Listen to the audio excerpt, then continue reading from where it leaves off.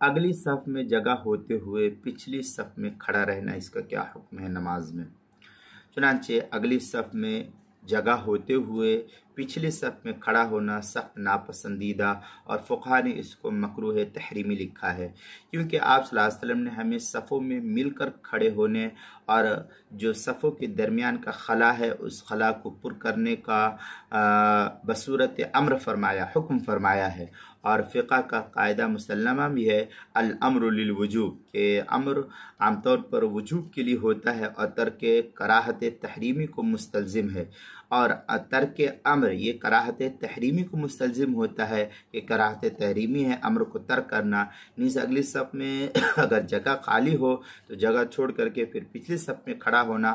آدمی کو اللہ تعالیٰ کے فضل اور اس کی رحمت اور دولت علم سے عام طور پر محرومی کا سبب ثابت ہوتا ہے، اس لیے پچھلی صف میں کھڑے ہونے سے انسان کو گریز کرنا چاہیے۔ اس سلسلے میں صحیح مسلم کے اندر ہے ابی سعید الخدری رضی اللہ تعالیٰ عنہ ان رسول اللہ صلی اللہ علیہ وسلم رأى في اصحابه تأخر فقال لهم تقدموا فأتموا به، اس طریقے کی عبارت جو ہے صحیح مسلم کے اندر اور نقل کی ہے جلد نمبر 3 صفحہ نمبر 256 جو بیروت کا چھپا ہوا نسخہ ہے، اس کے باب تسویۃ الصفوف و اقامتها فضل الاول فالاول منها، اور اسی طریقے سے جو ہے فتح الملہم مع تکملہ کے اندر ہے قولہ لا یزال قوم یتأخرون ای عن الصفوف الاول قولہ حتی یؤخر اللہ، اس کے تحت جو ہے نقل کیا تکملہ فتح الملہم مع تکملہ، اس کی تیسری جلد صفحہ 387 کتاب الصلاۃ باب تسویۃ الصفوف کے تحت۔ سنن ابی داؤد میں لا یزال قول صلی اللہ علیہ وسلم لا یزال قوم یتأخرون عن الصفوف الاول حتی یؤخرهم اللہ فی النار، یہ ابو داؤد کی روایت ہے، پہلی جلد صفحہ 99 کتاب الصلاۃ باب صف النساء والتأخر عن الصف الاول۔ سنن النسائی میں ہے عن عبداللہ بن عمر ان رسول اللہ صلی اللہ علیہ وسلم ان عبداللہ بن عمر رضی اللہ تعالیٰ عنہ ان رسول اللہ صلی اللہ علیہ وسلم قال من وصل صفا وصلہ اللہ، اس طریقے کی عبارت سنن النسائی پہلی جلد صفحہ 93 کتاب الصلاۃ باب من وصل صفا کے تحت جو ہے نقل کیا، اور حاشیت سنن النسائی کے اندر وصل صفا والقطع بان یقعد بین الصفوف بلا صلاۃ، اس طریقے کی عبارت جو ہے بدائع الصنائع کی کیا نام ہے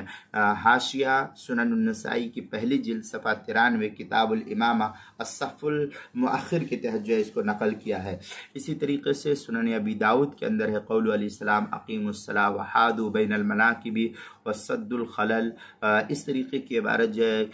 سنن ابی داؤد پہلی جلد صفحہ 97 کتاب الصلاۃ باب تسویۃ الصفوف کے تحت جو ہے نقل کیا ہے۔ صحیح مسلم کے اندر ہے عن النعمان بن بشیر قال سمعت رسول اللہ صلی اللہ علیہ وسلم یقول لتصون صفوفکم او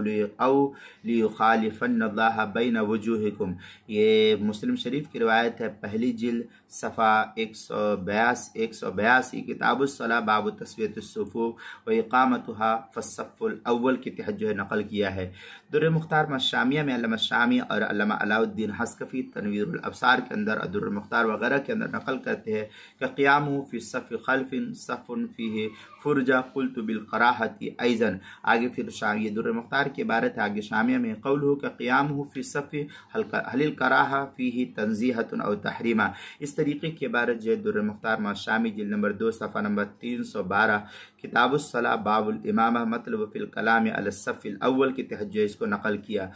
اور الموسوعۃ کیا نام فتح الملہم کے اندر ہے او لیخالفن اللہ بین وجوہکم